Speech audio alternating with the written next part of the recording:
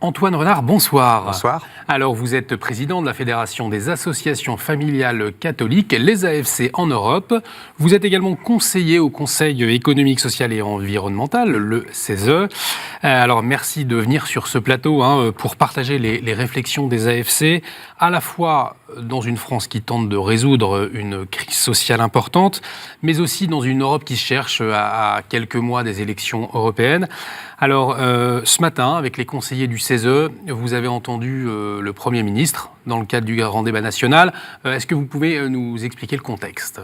Oui, alors d'abord le Conseil économique, social et environnemental, c'est une institution de la République dont la mission institutionnelle, c'est de conseiller la République, donc de fournir des avis au gouvernement ou au Parlement, soit sur sollicitation d'ailleurs du gouvernement ou du Parlement, soit sur autosaisine, le CESE décidant lui-même de s'emparer d'un sujet et d'émettre un rapport. Alors c'est typiquement le cas sur cette affaire.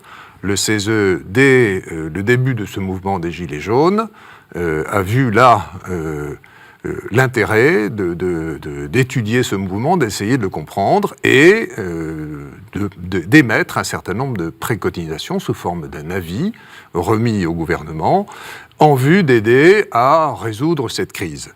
Et donc, ce matin, c'était le vote solennel dans l'Assemblée plénière de cet avis par l'ensemble des conseillers du Conseil et en présence du Premier ministre qui a bien voulu honorer sa présence, cette cérémonie de sa présence et lui-même de faire un discours sur le sujet. Naturellement, il n'a pas commenté l'avis dans ses détails, parce que c'est une contribution à un débat qui est toujours en cours, mais il a fait part de son analyse et de son attente et de sa grande conscience, je crois, de quelque chose de très important, qu'il s'agit maintenant d'élaborer un compromis démocratique, ce qu'il a appelé lui-même un compromis démocratique, qui est bien au-delà d'un consensus et qui est beaucoup plus difficile. Et donc voilà le sens, le contexte général de cette affaire. Alors vous, comme conseiller pour les AFC, vous avez donc contribué à ce rapport. Alors on se souvient qu'au début du grand débat national, la question de la famille, en tout cas de la politique familiale, ne faisait pas partie des grands thèmes proposés. Est-ce qu'ils ont émergé lors des discussions ? Insuffisamment, bien entendu, c'est ce que je vous dirais, mais ils n'ont pas été complètement absents. Du reste, peut-être aviez-vous noté qu'à un moment dans sa tournée en France, le président de la République avait été interpellé sur ce sujet et il avait lui-même dit « Ah, mais politique familiale, ce sujet m'intéresse et j'attends vos propositions ». Donc, c'est pas tout à fait hors sujet. Au contraire, il y a une certaine conscience que sur ces ronds-points, de la part des Gilets jaunes, beaucoup d'attentes en matière de famille se sont exprimées. Les gens sont inquiets pour leur famille. Ce mouvement social, il traduit une très forte inquiétude et beaucoup de ces gens disent « Nous sommes inquiets pour nos enfants ». D'ailleurs, le Premier ministre lui-même l'a rappelé ce matin. Il voit bien qu'une des expressions habituelles, c'est de dire les gens pensent que leurs enfants vivront mieux qu'eux. Donc il y a une absence de perspective qui est un élément de ce constat qui est assez grave. Alors l'avis du CESE tient compte de l'opinion qui a été émise par les représentants de la famille, tient compte de l'opinion que chacun peut avoir sur ce sujet, et au travers des préconisations, en effet, assez régulièrement, met l'accent sur les besoins des familles. En particulier quand il s'agit de fiscalité, puisque cet avis évidemment porte sur la fiscalité, la justice fiscale est une forte revendication du mouvement, et bien il y a naturellement une justice fiscale à avoir à l'égard des familles, et la notion de capacité contributive en matière de fiscalité a été souvent mentionnée par cet avis du CESE, et naturellement la capacité contributive d'une famille avec enfants est moindre que celle d'une famille sans enfants, c'est facile à comprendre. Comment est-ce que vous expliquez au fond qu'aujourd'hui, dans notre société, finalement la famille passe au deuxième plan, intéresse moins ? Eh bien, d'abord il y a un déni de réalité, et ensuite il y a, de fait, dans notre société, comme dans l'ensemble des sociétés européennes, et comme d'ailleurs dans l'ensemble du monde développé, une tendance très forte à l'individualisation de tout, et à commencer par les droits. Et on voit bien qu'il y a une évolution de la compréhension même de la Déclaration universelle des droits de l'homme, qui, dès le départ, affirmait que la famille est la cellule de base de la société, c'est toujours dans les textes, mais ça ne semble plus vécu. Aujourd'hui, la cellule de base de la société, dans la compréhension générale, c'est l'individu. Mais l'individu, il crie sa solitude. C'est ce qu'on entend sur les ronds-points.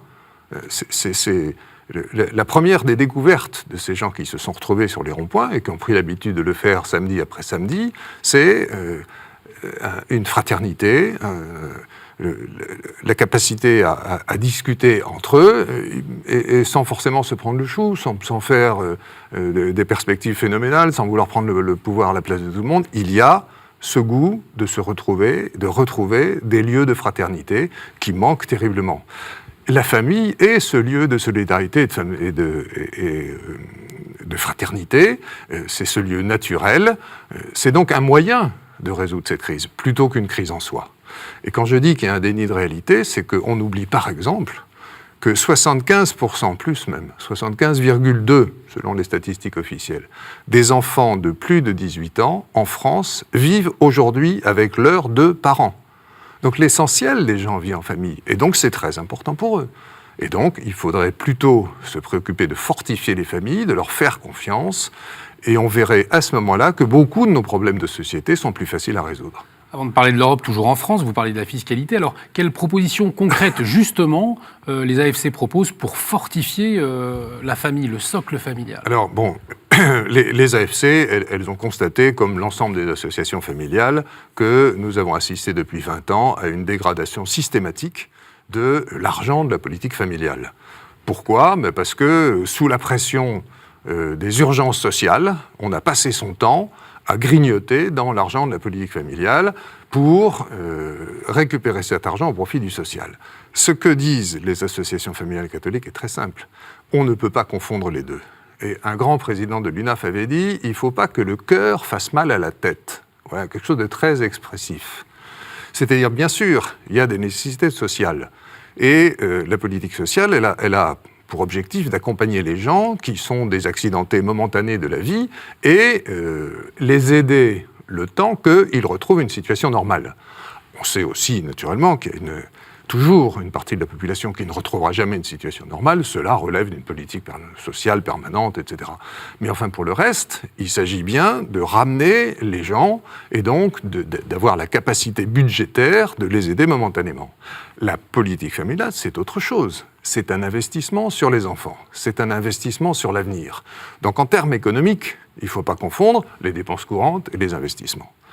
Et donc, ce qu'il faut, c'est remettre de la rigueur dans la définition de la politique familiale, et ça veut dire en gros qu'il faut la repenser complètement, parce que naturellement, les situations sociales, les situations familiales ne sont pas ce qu'elles étaient en 1945, et donc ça justifie une remise à plat, mais avec la très ferme intention de définir une politique de long terme et de s'y tenir et de sanctuariser l'argent de cette politique familiale. D'un autre côté, la politique familiale, nous la voyons comme globale, pas seulement par des mesures d'aide économique. La politique familiale, ça comprend aussi, d'abord, la valorisation du mariage, ce qui fonde la famille, et deuxièmement, le respect de la famille dans sa vocation, dans sa raison d'être, qui est l'éducation. La primauté des parents dans l'éducation de leurs enfants doit être reconnue. Après ça viennent les aides. Plus de familles, c'est aussi ce que vous dites au niveau européen. Il y a quelques jours, vous publiez un manifeste à destination des candidats aux élections européennes. Qu'est-ce que vous vous rappelez ? Tout cela, plus de familles, encourager ce socle familial ? Oui, nous rappelons que la famille, plutôt qu'un problème, devrait être considérée comme une solution. Les problèmes de l'Union européenne aujourd'hui, ils sont assez nombreux, mais finalement on peut les résumer à ceci. Problème démographique, grave, sérieux, préoccupant. Vous parlez effectivement d'un hiver démographique pour l'Europe. C'est d'ailleurs, c'est pas nous qui avons inventé l'expression. Nous, on a inventé l'expression printemps démographique. Mais l'hiver, tout le monde sait bien que la population européenne ne se maintient que sous l'effet des flux migratoires, mais que naturellement, aucun des pays de l'Union européenne, absolument aucun, ne reconstitue ces générations.